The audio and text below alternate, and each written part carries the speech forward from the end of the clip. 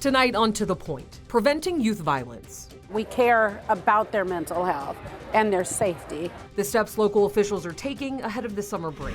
Plus, Sacramento County put on a deadline how they plan to implement programs required under Prop 1. And later, an ABC 10 exclusive. California inmates moved off death row. Victims' families saying this means justice will not be served. We have no justice. We don't have any closure because he's still alive. Good evening, and thank you so much for joining us on To The Point. I'm Alex Bell, preventing youth violence, mental health issues, and substance misuse. As we approach the end of the school year, these safety issues are top of mind for community leaders. Summer can mean less structure and fewer resources for some young people. And at a very special event today, ABC 10's Becca Habegger spoke with teens and local leaders alike about solutions. It's not often that elected officials and leaders in law enforcement just sit and listen to what teens have to say.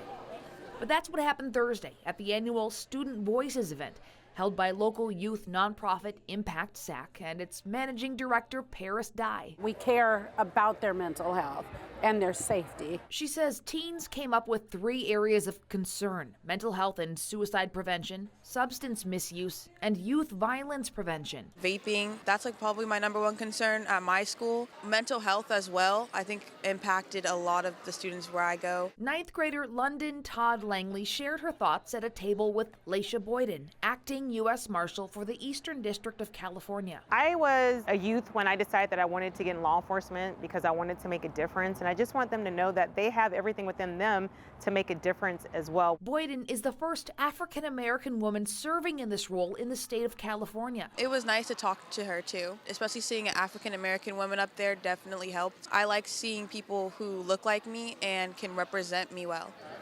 Teens had the ear of Sacramento County Supervisor Rich Desmond, former Sacramento Police Chief Daniel Hahn, and Sacramento County District Attorney Tien Ho, among other community officials and leaders. As community-based organizations tell ABC 10, they're preparing to support youth over the summer. We know that summer gets hot. There's a lot of youth that don't have anything to do. They're out of school and the violence goes up. So as our organization, Architects of Hope, we're going to be connecting and partnering with Impact SAC to do some summer leadership programs. We're super excited to get kids engaged. So that's our main goal, and just to bring in kids in a safe space, have something to do, and have mentors and role models. Over the summer, we really try to hone in on them. We keep them busy because we know at the end of the day, there's so much other things that they can be doing. So why not really pour into them over the summer where we have that time? All these leaders say part of protecting teens is empowering them. When they don't feel heard, they can grow into feeling like there is no reason, like why do I vote? You know, so when the power of voting starts when young people learn that their voice has power. Everybody has different opinions and different options of how they feel about their own community and about their own schools. And do you feel heard today? Yes. In Sacramento County, Becca Habegger, ABC 10. Absolutely love seeing the community come together. And I do want to mention, in terms of substance misuse, the district attorney tells us some 500 people died of fentanyl poisoning in Sacramento County just last year. And of them, the #1 and fastest growing group of those dying are young people between the ages of 14 and 21. He says prevention, intervention, and education, like what his office and Impact SAC are doing, are absolutely key. All right, right now, a man and a child are in the hospital in critical condition after a car accident on I-80.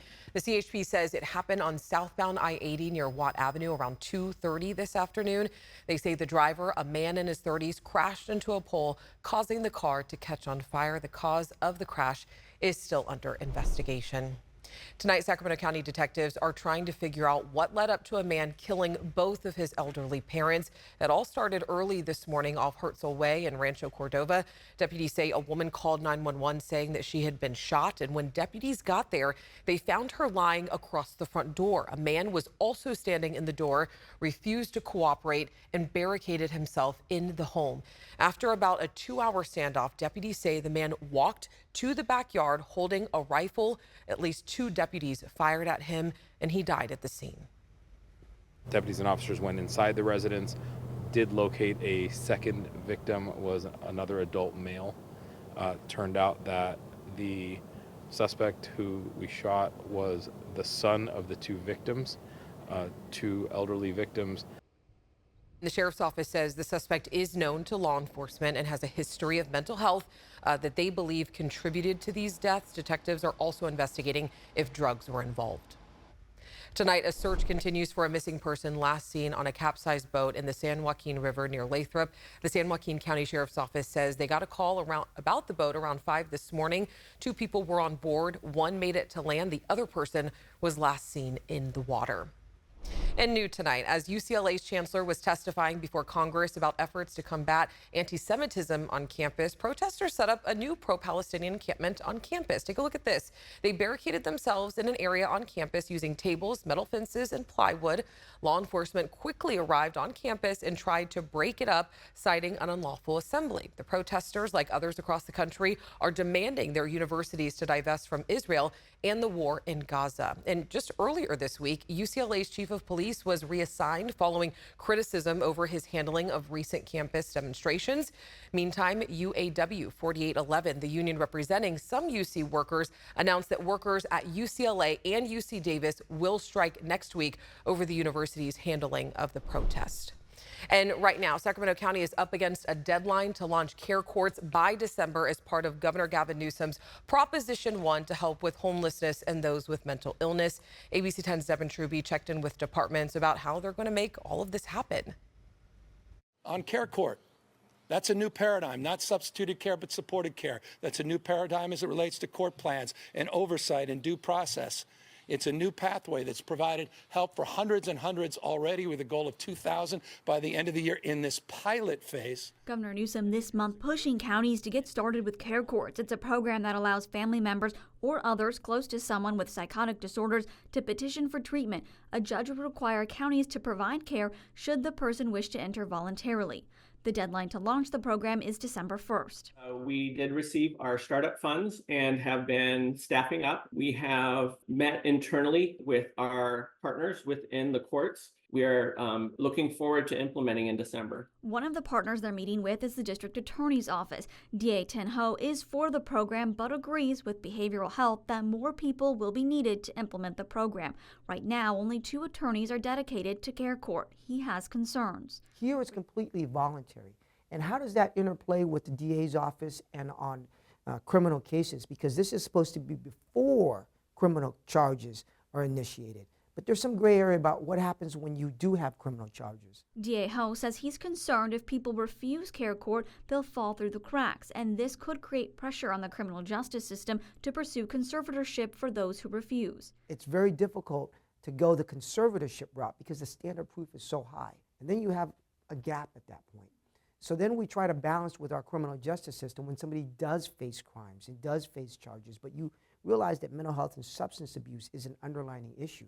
So how do you address that in a way that deals with those underlying issues, but also respect the voices of victims as well? The DA also sharing he just obtained approval from the county to start a pilot program, Haven for Hope, where arrested nonviolent offenders will be offered services, and if they don't accept, then the DA will prosecute. He hopes this will incentivize people to accept services. Reporting in Sacramento County, Devin Truby, ABC 10. And we reached out to the governor's office for comment. They sent us a statement saying in part, quote, "Never before has the state provided so many resources for local governments to take action and assist those in need. The window to participate has been open for over a year, and by law, every county in California must join by December." Next, on to the point, a road too severely impacted by the mosquito fire is now reopening. We are tracking showers in the Sierra right now. Some of that starting to clear just as more clouds start to build in from the coast.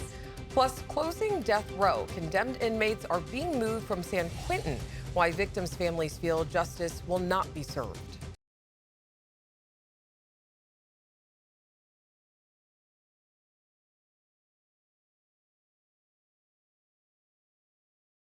After nearly 2 years, Mosquito Ridge Road in Forest Hill reopened. In 2022, the mosquito fire damaged the road and burned more than 75,000 acres in parts of El Dorado and Placer counties. This is what the road looks like now. The Forest Service says people need to follow the 25-mile-an-hour speed limit and watch for any fallen rocks and trees. Very happy to see that road back open. All right, let's get over to Chief Meteorologist Monica Woods. You have some updates in this year, right? Right. So we've been tracking a couple of showers there today. They are starting to clear just as more cloud cover moves in from off the coast. Kind of that on and off pattern of seeing some of those showers develop in the Sierra. Now more clouds moving in, as well as a low pressure system to the north of us. That's actually going to bring a lot of rain to the Pacific Northwest over the holiday weekend. Our temperature trend, it's been very slowly falling over the past couple of days. Today we were down to 86 degrees, still slightly above average. And then what happens overnight tonight through tomorrow is a bigger rush of that cool air comes in from the Pacific, and that's going to be initiated by that onshore flow. Winds right now 15 to 25 miles per hour. We'll continue to see that through our Friday and Saturday, where highs are only reaching into the 70s. Tonight we'll start to cool steadily here with more cloud cover moving in. Now that thins out for tomorrow, but we're going to track that cool start to the holiday weekend, a warmer end, some showers for our camping outlook, and then those waterways still cold, fast, and high. Something to be aware of, especially as we start to warm those temperatures by Memorial Day. Just a few showers in the northeast corner of California tomorrow, as well as along 395 towards Yosemite. And then all things are back to clear skies, and under that ridge of high pressure, we're going to warm things up quite a bit by Monday. We're back into the upper 80s, some of us near 90. So we'll look at our regional forecast here. Tomorrow, highs near 60 for the Sierra, 60s and 70s for the foothills, with highs only near 60 tomorrow for San Francisco. We are back in the 70s for the valley to right around 80. And then as we move on through the rest of the 5-day period, you can see once we get through that cool start to the weekend, we're back to some warmer weather. That will hold through next week. Next, on To the Point, California inmates are being moved off of death row. Why two victims' families of the speed freak killers tell us this means justice will not be served.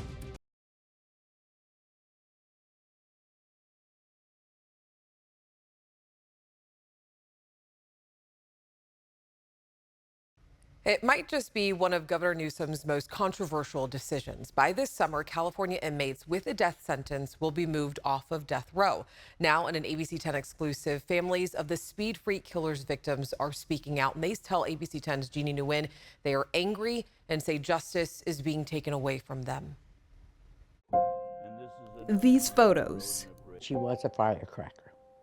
She had her own mind. She loved people, loved everybody. Do you have like a favorite memory of hers? She used to call me Daddy all the time.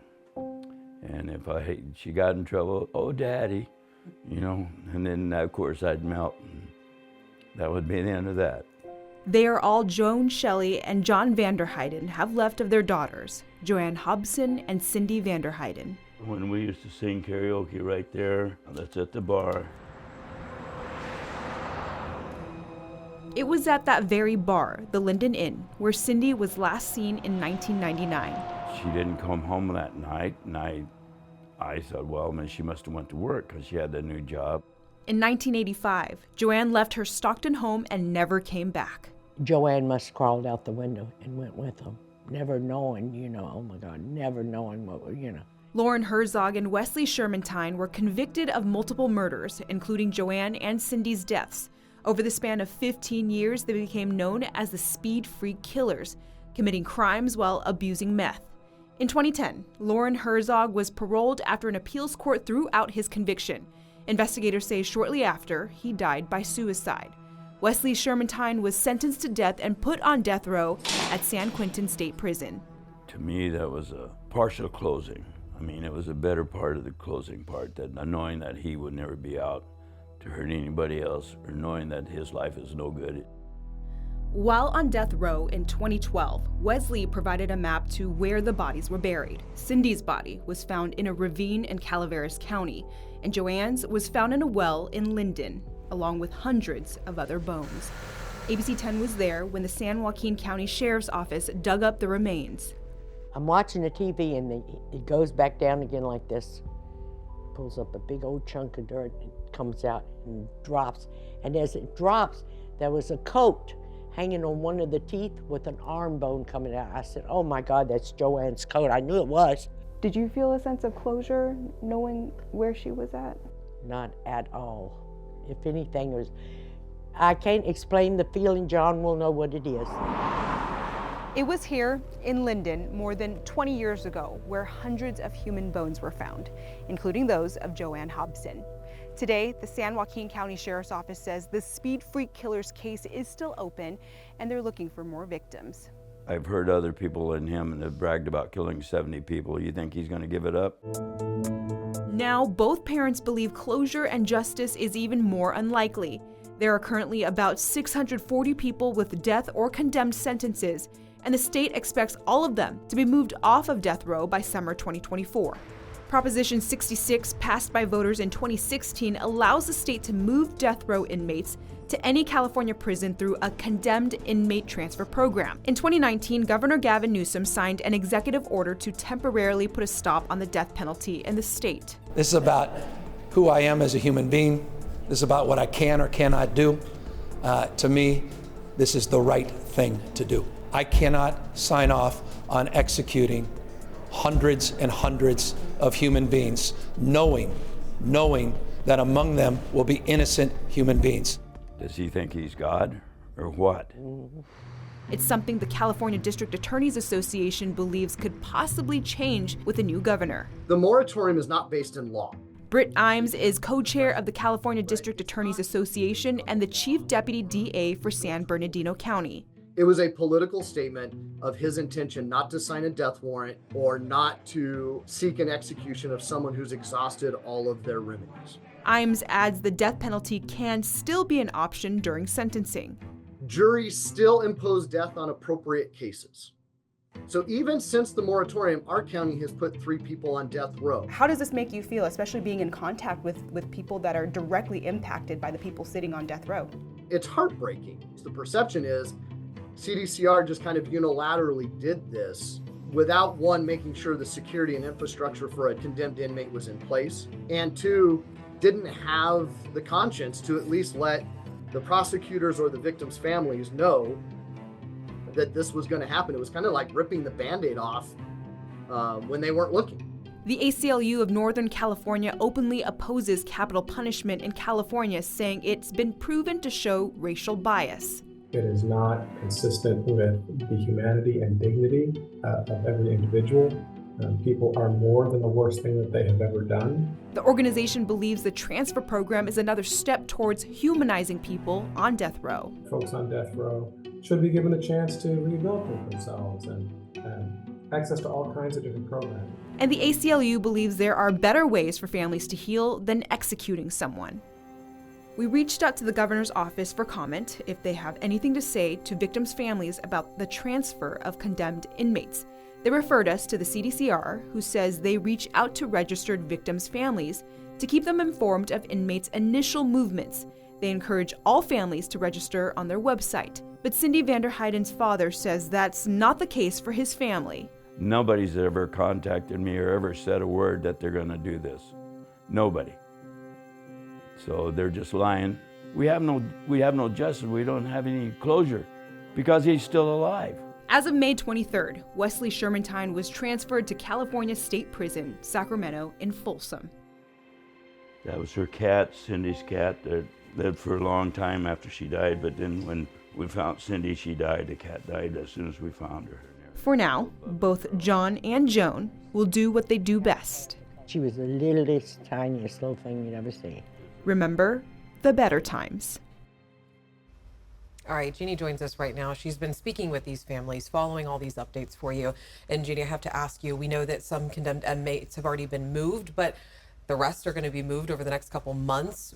What does this actually mean for their sentences, though? Are there any changes with that? Well, Alex, even though these inmates are being moved off of death row, that doesn't mean that their sentences will be changing. And of course, as you heard, my story says today that Wesley Shermantine was just transferred. And we just reached out to Shermantine's attorney for a comment on his case. His attorney says that even after his transfer out of San Quentin, they're still not commenting because his appeal for his conviction is still pending. All right, Jeannie, thank you so much. And we also want to mention that some people have wondered, would there ever be a ballot measure to get rid of the death penalty altogether in the state? In an LA Times interview with Governor Newsom just last week, the governor said he has not created a statewide ballot measure to abolish the death penalty because he doesn't have the confidence that it would pass. Now, the comments came following a climate summit at the Vatican and meeting with the Pope. The governor reportedly said that the Pope brought up the death penalty and was proud of the work that California is doing. We'll be right back after this short break.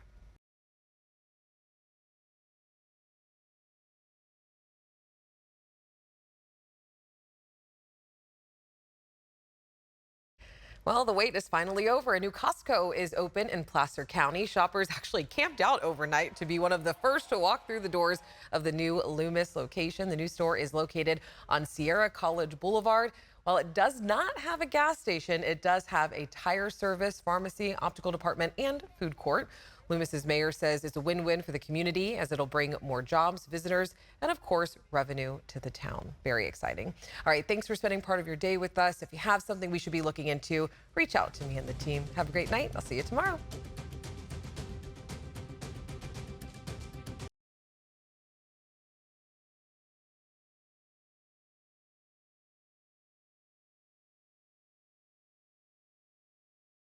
Hey, it's Alex. I just wanted to say thank you so much for watching. The To The Point team and I love hearing from you, and I hope that you'll stay in touch. And don't forget, you can always email me and the team at tothepoint@abc10.com, or you can even send us a text message at 916-321-3310.